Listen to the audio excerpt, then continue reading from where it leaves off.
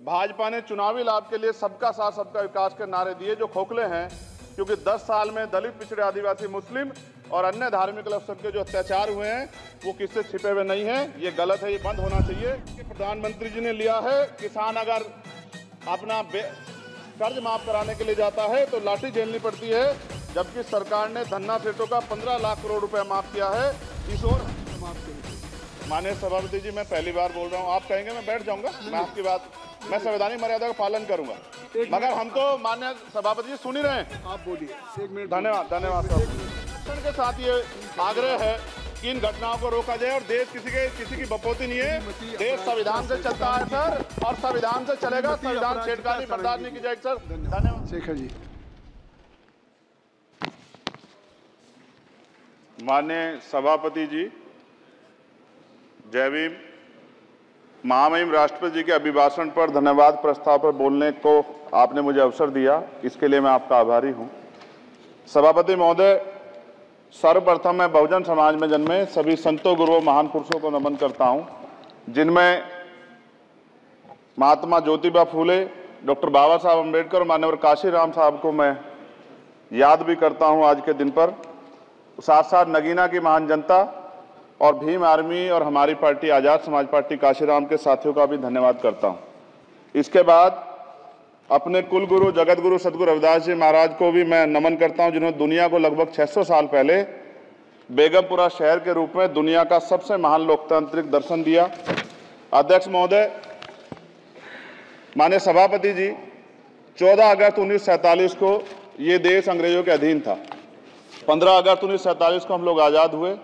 16 अगस्त 1947 को देश आज़ादी में था, लेकिन धन धरती राजपाट में बंटवारा नहीं हुआ। जो साधन संसाधन थे उनमें बंटवारा सही रूप से न होने के कारण एक बहुत बड़ी आबादी सुविधाओं से वंचित और सम्मान से वंचित रह गई। उनको सम्मान देने के लिए और अंतिम व्यक्ति तक सुविधाएं पहुंचे, इसके लिए लोकतंत्र की व्यवस्था हुई। लेकिन आज़ादी के 70 साल बाद भी हम कहाँ खड़े हैं, इस पर ये चिंता का विषय है। मैं मानता हूं कि सामाजिक न्याय तभी होगा माननीय सभापति जी, जब जातीय जनगणना पूरी होगी और जातीय जनगणना कराई जाएगी और साथ साथ संख्या के आधार पर आरक्षण जो है वंचित वर्गों का बढ़ाया जाएगा। उसके साथ साथ जब राष्ट्रपति जी अभिभाषण पर बात रख रही थी तो उन्होंने शहरी और ग्रामीण क्षेत्रों के विकास की बात कही और ये भी कहा कि दुनिया में सबसे उत्तम शहर हमारे यहाँ बने। लेकिन माननीय सभापति जी, 70% आबादी तो गांव में निवास करती है, तो गांव की आबादी के बारे में भी सोचना होगा कि उनका जीवन कैसे बदले। माननीय सभापति जी, उच्च शैक्षणिक संस्थानों में बहुजन समाज के जो छात्र हैं उनके साथ कास्ट एट्रोसिटी हो रही है, निरंतर उनकी हत्या हो रही है। साथ साथ जो सरकारी कर्मचारी हैं दफ्तरों में, उनके साथ भी जो SC ST OBC और मुस्लिम और अन्य धार्मिक अल्पसंख्यक है उनके साथ भी माननीय सभापति जी जातिगत और धार्मिक जो है शोषण किया जा रहा है।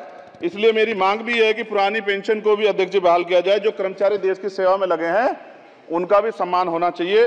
साथ साथ सभापति जी, भाजपा ने चुनावी लाभ के लिए सबका साथ सबका विकास के नारे दिए जो खोखले हैं, क्योंकि 10 साल में दलित, पिछड़े, आदिवासी, मुस्लिम और अन्य धार्मिक अल्पसंख्यक के जो अत्याचार हुए हैं वो किससे छिपे हुए नहीं हैं। ये गलत है, ये बंद होना चाहिए। सभापति महोदय जी, महामहिम राष्ट्रपति जी के अभिभाषण में निजी क्षेत्रों में SC ST OBC को रिजर्वेशन देने का कोई उल्लेख नहीं हुआ है, जो कि आज चर्चा का विषय, क्योंकि 98% प्राइवेट सेक्टर है, 2% सरकारी सेक्टर है, तो 98% प्राइवेट सेक्टर में भी हमारी हिस्सेदारी की बात होनी चाहिए।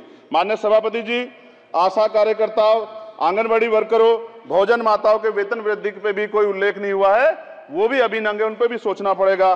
माननीय सभापति जी, जिस क्षेत्र से मैं चुन के आऊं नगीना से, वो बहुत पिछड़ा क्षेत्र है, उस क्षेत्र में कोई विशेष आर्थिक पैकेज नहीं दिया गया, रोजगार की सेवाएं नहीं है, नौजवान पलायन करता है। IIT, IIM, एम्स, केंद्रीय विद्यालय आदि शिक्षा में और चिकित्सा संस्थानों की स्थापना होनी चाहिए, जो कि नहीं है। और माननीय सभापति जी, मानसून सत्र आ गया है, मेरा क्षेत्र बाढ़ से बहुत प्रभावित है, इसलिए मैं आपसे आग्रह करूंगा कि वहां के लोगों को बाढ़ से निजात दिलाई जाए। माननीय सभापति जी, चीन हमें आंख दिखा रहा है और लगातार हमारे देश की सीमाओं में घुसपैठ कर रहा है, इसलिए अग्निवीर योजना को हटाकर पुनः सेना भर्ती शुरू की जाए और साथ साथ भारत की सबसे प्राचीन व बहादुर रेजिमेंट में से एक चमार रेजिमेंट को पुनः बहाल करा जाए, ऐसा भी मेरा आपसे आग्रह है। माननीय सभापति जी, पिछले सारे प्रधानमंत्रियों ने मिलकर जितना कर्ज लिया है उससे दुगना कर्ज हमारे वर्तमान के प्रधानमंत्री जी ने लिया है। किसान अगर अपना कर्ज माफ कराने के लिए जाता है तो लाठी झेलनी पड़ती है, जबकि सरकार ने धन्ना सेठों का 15 लाख करोड़ रुपए माफ किया है। इस ओर हमें ध्यान देना पड़ेगा, हमारी आने वाली पीढ़ियों को ये कर्ज चुकाना पड़ेगा। माननीय सभापति महोदय जी, किसानों को एमएसपी की लीगल गारंटी तथा किसानों का कर्ज माफ होना चाहिए।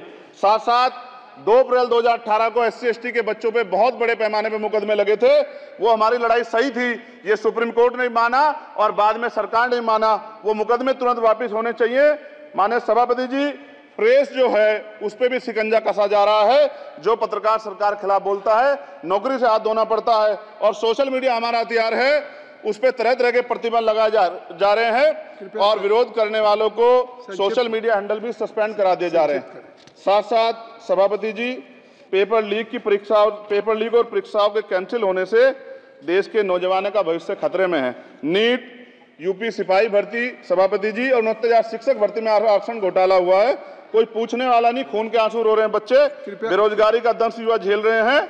इसलिए मेरा आग्रह है कि युवाओं के लिए कृपया समाप्त करें। चंद्रशेखर, माननीय सभापति जी, मैं पहली बार बोल रहा हूं, आप कहेंगे मैं बैठ जाऊंगा। मैं आपकी बात, मैं संवैधानिक मर्यादा का पालन करूंगा, मगर हम तो माननीय सभापति जी सुन ही रहे हैं। आप बोलिए, 1 मिनट। धन्यवाद। 1 मिनट और बोलिए। अध्यक्ष सभापति जी, नारी सम्मान की बात करने वाली सरकार, हमने मणिपुर देखा सर, हमने पहलवान बेटियों का हर्ष देखा सर, और हमने सर हाथरस की बेटी का हर्ष देखा सर, और हाथरस के परिवार को जो वादा किया था सरकार ने वो भी पूरा नहीं किया।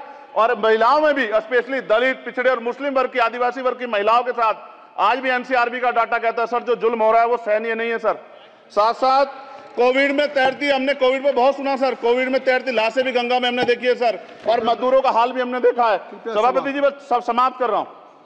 नोटबंदी पे छोटे मझले उद्योग की जो कमर टूटी वो भी हमने देखी है।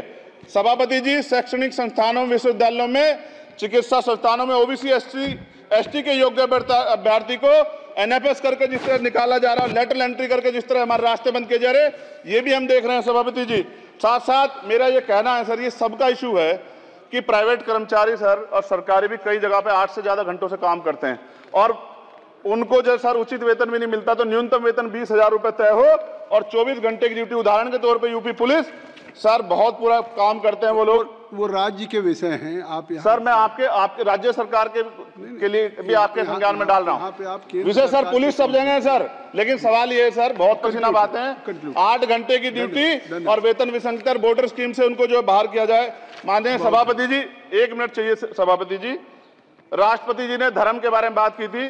राम मंदिर से पहले हमारे गुरुघर तुगलकाबाद का फैसला आया था राष्ट्रपति जी, वो सभापति जी अभी तक दिल्ली में स्थित सदगुरु रविदास जी महाराज का गुरुघर नहीं बना।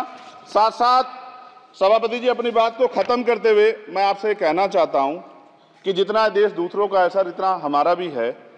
हम मरने के लिए पैदा नहीं हुए, जो चाहता है हमारी हत्या कर देता है। मूछें रखने पे, घोड़ी पे बैठने पे, मटकी छूने पे हमारी हत्या हो रही है। क्या बदला है सर 70 साल बाद भी? दलित, पिछड़े, मुसलमानों पे हिंसा नहीं रुक रही है सर। मेरा आपसे संरक्षण के साथ ये आग्रह है कि इन घटनाओं को रोका जाए और देश किसी की बपोती नहीं है। देश संविधान से चलता है सर और संविधान से चलेगा। संविधान छेड़खानी बर्दाश्त नहीं की जाएगी सर। धन्यवाद।